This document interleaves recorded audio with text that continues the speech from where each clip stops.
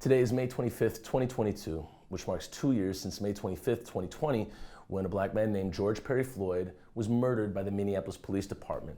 I'm filming this right now in Minneapolis, and where George was murdered on 38th in Chicago was a space that I frequented a lot as a kid, as a high schooler, as a young adult, and basically up until now. It is the epicenter of South Minneapolis, for anybody that knows that.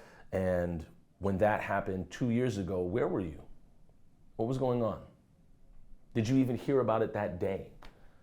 I believe it was a Memorial Day. It was a Monday. The thing that I think a lot of us should ask ourselves is, what has transpired in our lives in the past 2 years? What's changed and what hasn't changed? As we talk about in film and storytelling, it's as important as what you put in as what you don't put in. So what has changed is probably as important as what hasn't changed. What kind of conversations have you been having? How have you been looking at yourself or reflecting upon yourself since then? Since the murder of George Floyd caused an international uprising, the idea and the reconciliation everybody had to make was, okay, what have I been doing that has been maybe turning a blind eye to this, which has maybe been being a catalyst for this, or what has maybe been tacitly supporting this type of institution that would murder a black man. I remember 2 years ago, I did not hear about it the day of. I remember I was on a front lawn with a friend of mine, and we were just having drinks, and that was that. It was a fairly chill day. Didn't seem to be much about it, and then woke up the next morning and found out what had happened. And one thing about me is that this isn't the first time I've seen this. We had Terrence Franklin in 2013, I believe. Terrence Franklin was a black man who was shot in the back of the head by the Minneapolis Police Department in a basement. They reported that he died at a certain time that was earlier than some of the audio recordings insisted or implied. And from that moment on, and I growing up in the 90s and seeing Rodney King, you just knew that cops lie. They don't always tell the truth. And you could even go as far as, do they ever tell the truth? And that's a question. And the understanding that I had, my relationship with police, was that there wasn't necessarily any initial reason to trust them off the bat.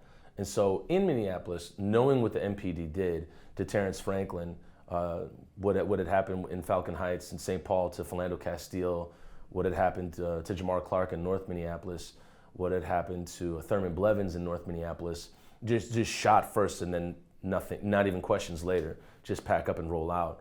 So hearing about this, it was surprising to me, like the community reaction, I guess, to me wasn't surprising, but it was surprising to me in the way that it was done with this wild impunity, like nobody was going to mind or nobody was going to do anything.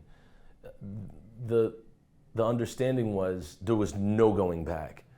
So I got a text that said, hey, protest at 38th in Chicago, I think 5 p.m., somebody said.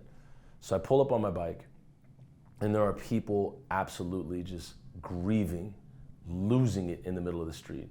And I remember seeing people yell at each other. I remember seeing people cry with each other. I remember seeing people, I mean, the emotional gamut was as extreme as you could really paint it. It was so far. Like, I mean, there were people on every single step of the gradient of emotion.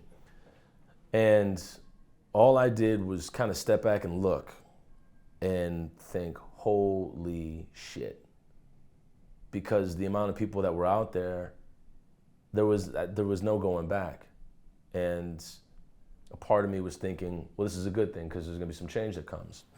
And another part of me was terrified for what was gonna happen to people, like what happens next, what goes down. And I don't think anybody could have anticipated the 3rd precinct burning down. And so that, all that happening in one fell swoop, in less than a week, was was nothing short of. I honestly, I don't really have too many words for it. It was an indelible moment that'll never go away, and you'll never forget it. And to forget it or to not talk about it is an actual choice. And so when I bring this question to you, what's happened in your life since then? Even though you may have been hundreds or thousands of miles away from where George Floyd was murdered, what has been going on? Like what has happened in your community since then? Has anything changed? Have things changed? And then take an inventory of that, and then you can look at things for maybe what they are in your community and what's going on in your city council and in your government and in the police department. So when you're actually able to look at things for what they are, that's really important, because that gives you not just, tacitly going along with whatever's happening. I don't know who's on the ballot. Well, it doesn't matter if I vote or not, right?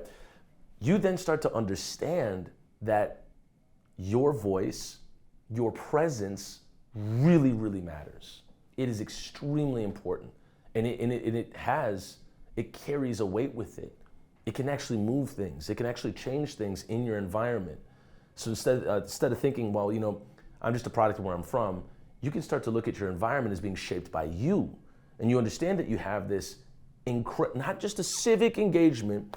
We talked about this at an old job of mine, like, let's get people civically engaged, and it's not just that. It's you have the power to change a community engagement. You have the absolute power to change the community around you and change your community, the people that you choose to speak with or hang out with or talk with, whatever it may be. You have that choice. You have that agency. And couldn't tell you any of the judges in town, in Hennepin County. Now I can tell you about several. And I know people that know them personally. And I know some of them that sign off on no-knock warrants. I know some of them that have exonerated cops who have killed people, such as Kim Potter murdering Dante Wright, such as, I believe it was the no-knock warrant for Amir Locke, was the same judge that presided over the Derek Chauvin case. So all of this, it goes hand in hand. It does not, none of it is really separate at all. The machine works together in one, in one kind of, in one motion. One lends to the other lends to back to the other. And my experience, and if this is any takeaway or gives you anything, is that I have come to understand not only what the city is that I live in, but also the country and the world that I live in, and what that means to me. And so then I have the power to choose where I assert my energy, or who I choose to help, and communities I choose to support from there, as opposed to, I'm just gonna, what I used to do, I just, we're gonna drop some clothes off to Goodwill, or we're gonna, and that would be my idea. That was my idea of supporting. And maybe that's for some people, that's all they can do. Maybe some people can't even get out the house. Some people don't even get a car to give things up. But the idea is, what is your version of supporting? And my version of supporting drastically changed over the past 2 years. And I don't see myself going back in any form or fashion.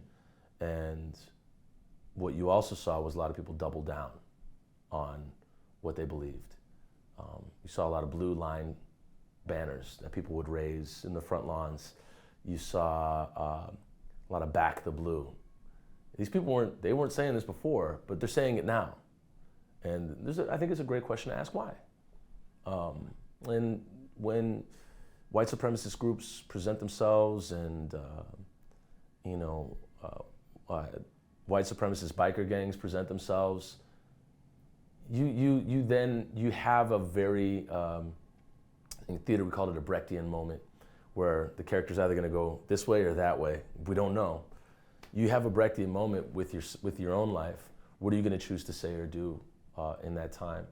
And for me, it was definitely the time to say something, the time to stand for something, and the time to show up in the streets. and march for justice, march for equity, and to just support people that have not felt that support in quite some time. So that was the trajectory of my past 2 years, and a lot has happened. I can't get into all of it just in one video, but I think the real question for you is, how has your idea and definition of supporting people changed over that time?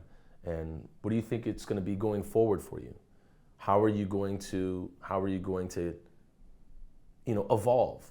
Because the first 2 months after George Floyd was murdered was definitely not the same as the next 8 months. Couldn't be out at every march ever. I mean, all over the place forever. It just wasn't sustainable. It just wasn't gonna happen. And so, I think it's really important to take inventory on what's happened over the past 2 years, and then look at the next 2 years of your life, maybe the next 5, and look at what you want going forward to ensure that something like that never happens again. And I know that sounds somewhat. I guess that sounds a little bit off, because it has happened many times since then, and we continue to see it happening. But there can be a day where that doesn't happen. There absolutely can be. And what does that look like for you? So just wanted to give you that that cue to imagine what it's going to be going forward for you, and what the past 2 years have been. Because I believe the conversations that people didn't have over the past 2 years are as important as the conversations that people had. So the people that didn't want to talk about it, most definitely that was something that got addressed. I mean, in my life at least, and then